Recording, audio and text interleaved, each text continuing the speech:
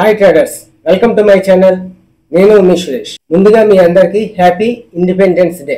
నేను చేసిన లాస్ట్ వీడియోని చూసి చాలా మంది ఫోన్ కాల్స్, వాట్సాప్లోని నాకు మెసేజ్ చేశారు.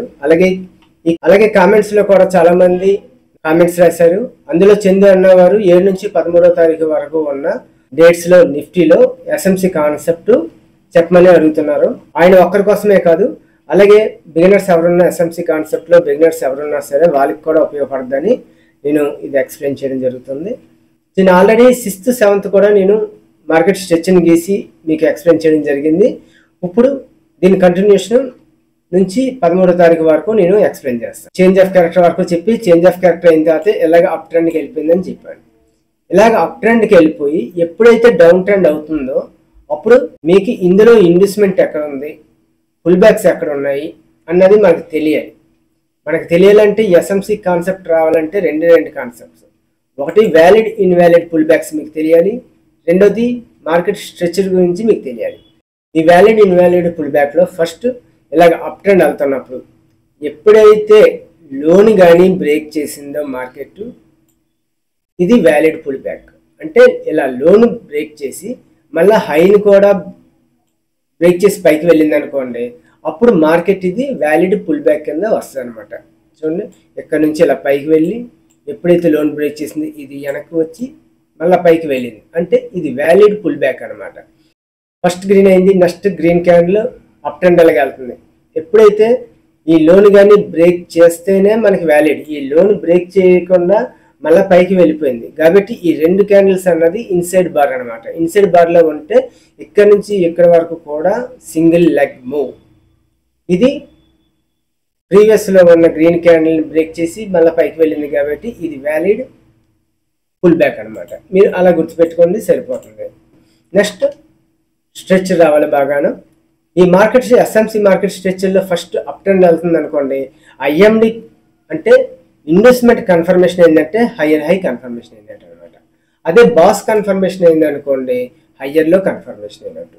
మీరు ఈ విధంగా గుర్తుపెట్టుకోవాలి. అలాగే డౌన్ ట్రెండ్కి వచ్చింది అనుకోండి, ఐఎండి కన్ఫర్మేషన్ అయిందంటే లో కన్ఫర్మేషన్ అయినట్టు, బాస్ కన్ఫర్మేషన్ అయిందంటే లోయర్ హై కన్ఫర్మేషన్ అయినట్టు.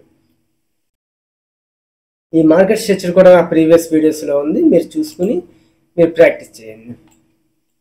ఇప్పుడు చూడండి, మార్కెట్ ఎక్కడి నుంచి ఎలా పైకి వెళ్ళిపోతూ ఎక్కడ ఇన్వెస్ట్మెంట్ కానీ మిటిగేషన్ చేసి కానీ పైకి వెళ్ళడం జరగాలి. ఇదంతా ఇలాగా పైకి వెళ్ళిపోయింది. ఇక్కడ పుల్ బ్యాక్ అయ్యింది, క్యాండిల్ వైజ్ పుల్ బ్యాక్ అయ్యింది, కానీ ఇది స్ట్రక్చర్ వైజ్ కాదు, ఇది డైరెక్ట్గా ఇక్కడ వరకు వెళ్ళిపోయింది. ఎప్పుడైతే మార్కెట్ ఇలాగ డౌన్ఫాల్ అవుతుందో మీరు ఇలాగ పైన ఒక లైన్ గీసుకోండి. మీకు అర్థమయ్యే విధంగా చెప్తున్నాను సింపుల్గా. కింద ఒక లైన్ తీసుకోండి. ఈ పై లైన్ ఏమంటారు, హయ్యర్ హై, అలాగే కిందది లోయర్ లో. ఇప్పుడు ఈ రెండాట్ల మధ్యలో ఉన్నది అంతా కూడా మీకు మైనస్ స్ట్రెచర్ అనమాట. ఈ స్ట్రెచర్తో మనకి పని లేదు. ఇక్కడ నుంచి ఎలాగ వస్తున్నప్పుడు చూడండి, ఎలా వస్తున్నప్పుడు ఇన్వెస్ట్మెంట్ అక్కడ అయ్యింది. ఎప్పుడైతే ఇన్వెస్ట్మెంట్ని కానీ బ్రేక్ చేసిందో మార్కెట్ ఏమవుతుంది, హయ్యర్ హై కన్ఫర్మేషన్ అయినట్టు అనమాట. ఇది హయ్యర్ హై. చూడండి, ఇప్పుడు హయ్యర్ హై కన్ఫర్మేషన్ అయ్యింది, లో కన్ఫర్మేషన్ అయ్యింది. ఇప్పుడు ఈ మధ్యలో మీకు ఇలాగ ఎంతసేపు తిరిగినా సరే, ఇలాగా మీకు పైకి కిందకి ఎన్నిసార్లు వచ్చినా సరే ఇదంతా మైనస్ స్ట్రెచ్. ఎప్పుడు వరకు, ఈ లో వరకు మైనస్ స్ట్రెచ్. కాబట్టి ఈ మైనస్ స్ట్రెచ్ని కానీ పక్కన పెట్టేసామనుకోండి, ఇప్పుడు మళ్ళా తిరిగి మార్కెట్ ఎక్కడికి వెళ్ళాలి, ఈ హైని బ్రేక్ చేసినప్పుడు మాత్రమే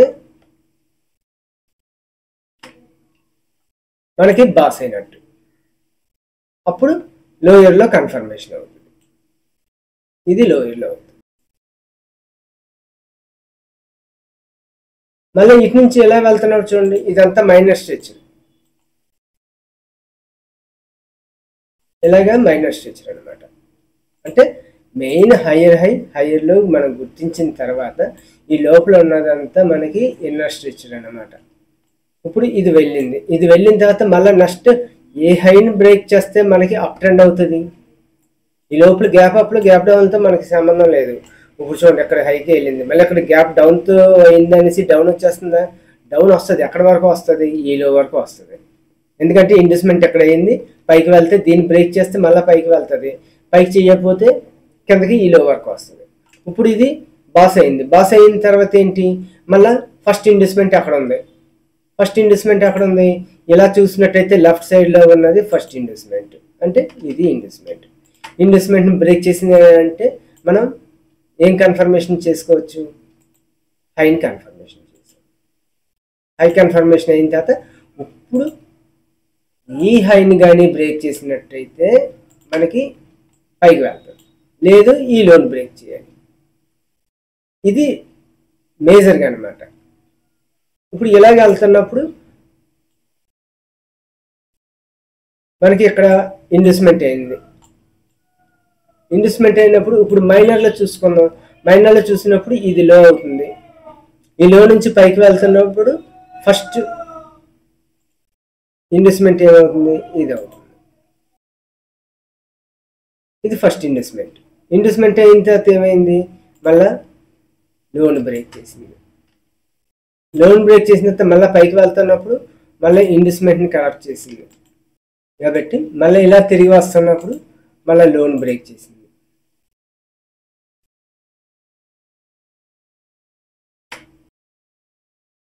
లోన్ బ్రేక్ చేసింది. కాబట్టి ఈ మధ్యలో ఉంది మైనర్ స్ట్రెచ్ ఎంతవరకు వస్తుంది, ఈ లో వరకు వస్తుంది.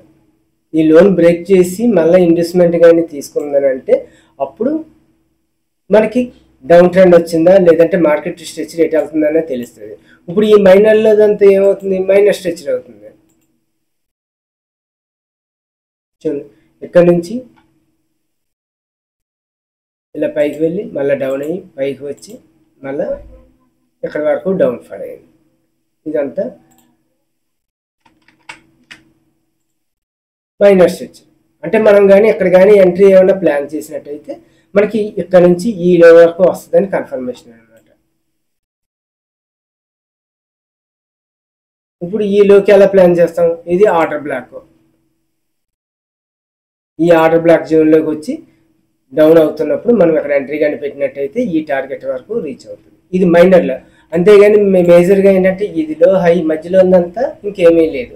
మళ్ళీ ఇటు నుంచి పైకి వెళ్తున్నప్పుడు మనం ఏం చేయాలి, మళ్ళీ ఇన్వెస్ట్మెంట్ అయ్యిందా, ఇన్వెస్ట్మెంట్ అయిన తర్వాత మళ్ళీ హై బ్రేక్ అయ్యిందా, అప్పుడు మనం ఎంట్రీ అనేది ప్లాన్ చేయాలి. చూడండి, ఇది హై వరకు వెళ్ళింది. ఇప్పుడు ఇన్వెస్ట్మెంట్ని బ్రేక్ చేసింది, అంటే ఫస్ట్ ఉన్న లోని బ్రేక్ చేసి మార్కెట్ కిందకి వచ్చింది. కాబట్టి హై కన్ఫర్మేషన్ అయింది. ఎప్పుడైతే హై బ్రేక్ చేసి పైకి వెళ్ళిందో ఇది లో కన్ఫర్మేషన్ అవుతుంది. అంటే మార్కెట్ ఇక్కడికి వచ్చేటప్పటికి ఇది మైనస్ స్ట్రెచ్లో మనం చూసుకుంటూ ఉంటాం. అంటే మనకి ఇంటర్ డే కాబట్టి మనం మైనస్ స్ట్రెచ్లో చూసుకుంటూ ఎంతవరకు వెళ్ళొచ్చు అనేది మాకు అంచనా ఉంటుంది. కాబట్టి మనం ఎక్కడి నుంచి వెళ్తున్నప్పుడు ఇలాగా మూమెంట్ చూసుకుంటూ ఉండాలి. ఇప్పుడు చూడండి, ఇది బ్రేక్ అయిన తర్వాత మళ్ళీ ఎక్కడ ఇన్వెస్ట్మెంట్ అవ్వలేదు, ఇక్కడ వరకు వెళ్ళిపోయింది. ఇక్కడ నుంచి కిందకి వస్తున్నప్పుడు ఇక్కడ ఇన్వెస్ట్మెంట్ అయ్యింది.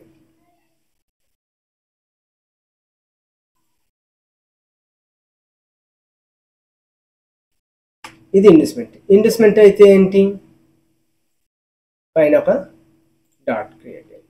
ఇప్పుడు ఇన్వెస్ట్మెంట్ అయిన తర్వాత బాస్ కన్ఫర్మేషన్ అయితే లో కన్ఫర్మేషన్ అయింది. అంటే మనం ఎక్కడ కానీ ఎంట్రీ ప్లాన్ చేసామనుకోండి ఎక్కడి వరకు కన్ఫర్మ్గా వెళ్ళిపోద్ది అనమాట. ఇది మైనర్ స్ట్రెచర్. మేజర్ స్ట్రెచ్లు అలా చూసుకోవాలి, మైనర్ స్ట్రెచ్లు ఎలా చూసుకోవాలి. లేదు మనం ఇంటర్డే కాబట్టి ఏ రోజు అయితే మనకి మార్కెట్లో ఎస్ఎంసి కాన్సెప్ట్ ప్రకారం వస్తుందో అప్పుడు దాన్ని బట్టి మనం ఎంట్రీ అనేది ప్లాన్ చేయాలి. ఇప్పుడు పైకి వెళ్ళిపోయింది. ఇప్పుడు లో వరకు వస్తే ఎంతవరకు వస్తుంది, ఎంతవరకు వస్తుంది. దీని బ్రేక్ అయింది తర్వాత ఇన్వెస్ట్మెంట్ అయ్యిందా, అవ్వలేదు. ఇప్పుడు ఇలాగా ఇన్వెస్ట్మెంట్ అయ్యింది అక్కడికి. అంటే ఇన్వెస్ట్మెంట్ ఎప్పుడు అవుతుంది, పుల్ బ్యాక్స్ ఎప్పుడు అవుతుంది చూసుకుంటూ ఉండమే. ఇది ఇన్వెస్ట్మెంట్ అయింది అంటే అప్పుడు ఇక్కడికి లో కన్ఫర్మ్ అయినట్టు అనమాట. చూడండి ఇప్పుడు కానీ లో బ్రేక్ అయితే మళ్ళీ డౌన్కి వస్తున్నట్టు. ఇప్పుడు అలా కాకుండా ఎక్కడే ఉండిపోయింది. మీకు ఎప్పుడైనా చూడండి మార్కెట్ కానీ ఇలాగా సైడ్ వేస్లో ఉంటూ బోత్ సైడ్స్ విక్ కానీ వచ్చిందని అంటే మనం మార్కెట్లో ఎంట్రీ అవ్వకూడదు. ఇది నా ప్రీవియస్ వీడియోస్లో నేను ఒకసారి చెప్పాను, మళ్ళీ ఒకసారి చూపిస్తాను చూడండి. Don't trade on both side wicks. Any market ఎందులో అయినా సరే ఎలా కానీ మీకు విక్స్ ఉన్నాయి అని అన్నట్టయితే మనం చేయకూడదు. ఇది ఎలాగ ఉంటుంది అంటే ఒక జర్రిని పోలినట్టు ఉంటుంది. దాని కాళ్ళు అటు ఇటు ఉంటాయి, ఇదేమో ఎలాగ అంత ఎటు వెళ్తుందో తెలియదు అనమాట మార్కెట్. ఇలా బోత్ సైడ్స్ ఉన్నప్పుడు మనం అవాయిడ్ చేయాలి మార్కెట్ని. మీకు ఈ వీడియోలో డీటెయిల్గా చెప్పాను, మీరు ఒకసారి చూస్తే మీకు అర్థమవుతుంది. కాబట్టి మార్కెట్ ఇదంతా కన్సల్టేషన్ ఏరియాలో ఉంది, ఇందులో ట్రేడ్స్ చేయక్కర్లేదు. ఓకే ట్రేడర్స్, ఈ కాన్సెప్ట్ మీకు అర్థమైందని అనుకుంటున్నాను. మీలో ఎవరికైనా డౌట్ ఉంటే నా కామెంట్ బాక్స్లో తెలియజేయండి, నేను రిప్లై ఇస్తాను. మీలో ఎవరికైనా బేసిక్స్ నుంచి అడ్వాన్స్ లెవెల్ వరకు నేర్చుకోవాలని ఉద్దేశం ఉన్న వాళ్ళు నా వాట్సాప్ నెంబర్కి మెసేజ్ చేయండి. నా వాట్సాప్ నెంబర్ 7396424026. ఈ నెంబర్కి నాకు కాల్ చేస్తే నా ఫీజు డీటెయిల్స్, కోర్స్ వివరాలు అన్నీ వివరంగా చెప్తాను. Thank you for watching. Please like, share and subscribe to our channel. Thank you.